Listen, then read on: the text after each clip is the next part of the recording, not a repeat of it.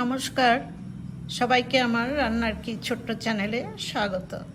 আজ আমি দেশি কচি আমড়ার চাটনি রান্না করেছি। আমের পরেই আমড়া আসে। এখনকার বাচ্চারা কিন্তু এই চাটনিটা খেতে অভ্যস্ত না। আমরা ছোটোর থেকে অনেক এই চাটনি খেয়েছি। এই চাটনিও কিন্তু ভীষণ ভালো লাগে খেতে। এবার আমি এই সহজ পদ্ধতির টেস্টি চাটনির রেসিপিটা আপনাদের কাছে শেয়ার করব। এটা রান্না করবার জন্য বাজার থেকে আনা দেখুন, এইগুলো দেশি আমড়া, কচি দেশি আমড়া চাটনি করব আমি।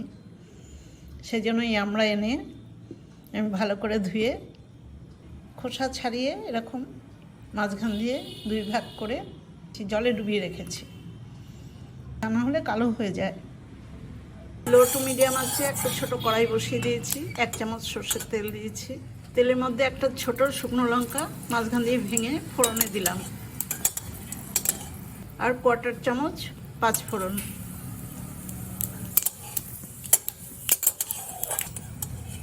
ফোড়নটা ভাজা হয়ে গেছে। এবার আমড়াগুলো আমি জল ঝরিয়ে নিয়েছি, সেই আমড়াগুলোর মধ্যে দিয়ে দেবো।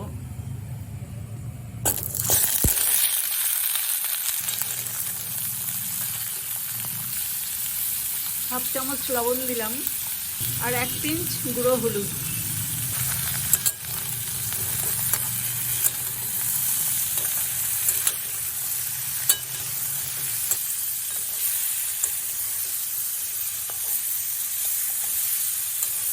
এক দেড় মিনিট মতো আমি আমড়াগুলো কষিয়ে নিয়েছি।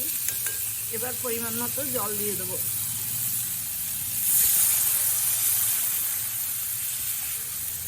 এই চাটনিটা আমি একটু ঝোল ঝোল মতো করবো, ওই জন্য একটু বেশি জল দিয়েছি। এবার আমড়াগুলো আমি ভালো করে ফুটিয়ে সেদ্ধ করে নেব। মিডিয়াম আঁচে দেখুন 4-5 মিনিট আমড়াগুলো সেদ্ধ করে নিয়েছি। খুব ভালো দেখুন সিদ্ধ হয়ে গেছে।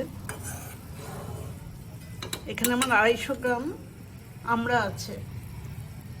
আমি সেইভাবে পরিমাণ মতো চিনি দিলাম। এখানে 150 গ্রাম চিনি আছে। এই দেশি আমড়া কিন্তু খুব টক হয়।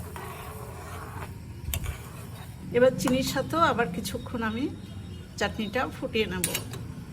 চাটনিটা চিনি দেওয়ার পরেও ভালো করে ফুটিয়ে নিয়েছি। চিনির জন্য ফেনা আসছে। এবার আমি হাফ চামচ ভাজা মশলা দিলাম। এই মশলাটা আমার স্টোর করাই আছে। একটু মৌরি আর শুকনো লঙ্কা আর অল্প 2-1টা মেথি, এই দিয়ে আমি ড্রাই রোস্ট করে গুঁড়ো করে আমি এয়ারটাইট কন্টেনারে স্টোর করে রেখেছি।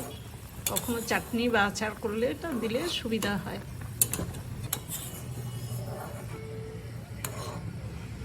চাটনিটা একদম রেডি। এবার গ্যাসের ফ্লেম অফ করে দিয়ে আমি চাটনিটা একটা বাটিতে সার্ভ করে দেবো। চাটনিটা এবার কড়াই থেকে একটা বাটিতে নামিয়ে নিচ্ছি।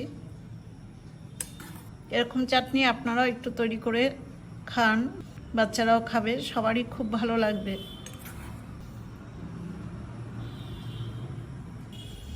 অনেক পুরনো দিনের এই রান্না।